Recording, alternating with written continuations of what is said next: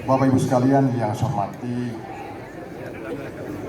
saya lebih ternyuh lagi tadi mendengarkan sambutan atas beberapa statement perasaan dari Bapak Kepala Dinas Pendidikan dan Kebudayaan Provinsi Nusa Tenggara Barat. Kenapa? Pada hari ini Pak Kadis, ternyata saya merasa betul-betul paling tua di tempat ini. Hari ini saya sangat bangga di hadapan bapak-bapak yang sangat luar biasa. Ini Pak Perwakilan Bank Indonesia, Pak Dr. Arimbawe. Kebetulan Bapak Kepala Dinas Pendidikan dan Kebudayaan ini juga pernah saya ajak, dan beberapa rekan-rekan kepala bidang KCD lingkup Dikbud Provinsi Nusa Tenggara Barat juga demikian, dan beberapa rekan-rekan yang ada di kabupaten kota, baik dalam level pendidikan PIM 4, PIM 3 maupun PIM 2. Saya merasa bangga karena setelah lama persinggungan berkhidmat bersama di Provinsi Nusa Tenggara Barat, baru terbuka pikiran, perasaan saya bahwa saya sangat bangga dengan bapak-bapak yang saat ini di dalam posisi masing-masing ikut memajukan Provinsi Nusa Tenggara Barat kita yang tercinta ini.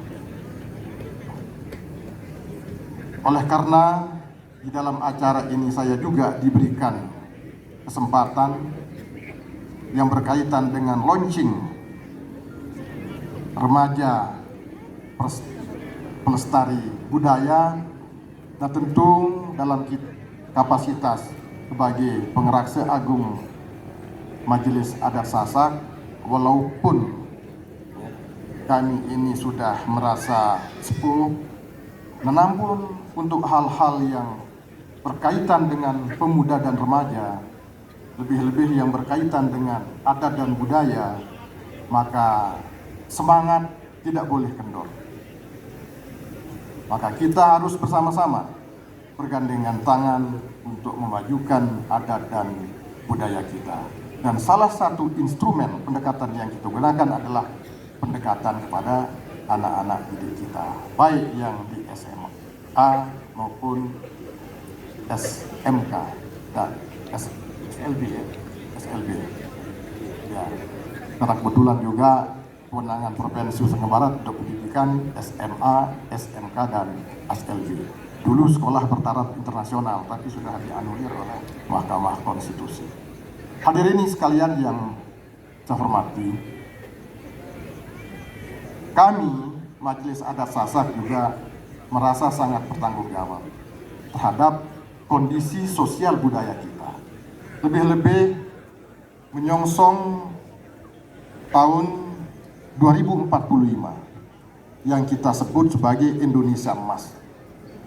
Kita akan tercatat sebagai negara maju. Nah, kemudian apa kontribusi kita masyarakat NTB ini? Kalau hari ini indeks pembangunan manusia kita masih bertengger pada nomor 29. Kemudian lama kita sekolah belum kelas 2 SMP, ya, masih kelas 7 kurang lebih 4 bulan, 7,72, artinya belum juga kita kelas 2 SMP. Ini artinya bahwa melihat dari kondisi saat ini, maka kita juga harus deg-degan menyongsong Indonesia Emas itu.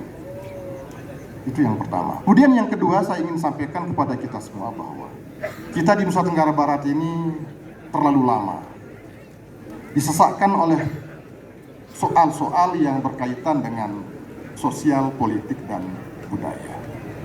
Nah, ini adalah akibat rezim Undang-Undang Nomor 64 Tahun 1958 tentang pembentukan Provinsi Bali, NTB, dan Nusa Tenggara Timur yang terdiri dari 10 besar.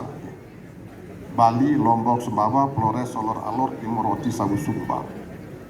Dengan latar belakang yang berbeda. Nah, kita di Nusa Tenggara Barat ini adalah terjepit oleh kutub daerah-daerah yang mempunyai akses sangat luar biasa. Nah, kemudian yang kedua, kita melihat bahwa Lombok dipaksakan, NTB dipaksakan sebagai sebuah entitas yang dimasukkan di dalam pengembangan 10 Bali. Kita masuk destinasi pariwisata prioritas bersama Bali, bersama Borobudur, Toba, dan beberapa daerah provinsi lain. Nah, ini artinya juga apabila kita tidak sungguh-sungguh bergandengan tangan mendorong semua stakeholder pembangunan Nusa Tenggara Barat ini, maka kita akan susah mencapai apa yang seharusnya kita peroleh di dalam menyongsong Indonesia Emas. Nah, ruang untuk itu ternyata sangat besar apabila kita semua komponen masyarakat ini bisa melihat peluang-peluang yang bisa kita ciptakan. Jadi sekarang sudah tidak zamannya kita menunggu peluang. Peluang ini kita harus ciptakan, kesempatan ini harus kita ciptakan.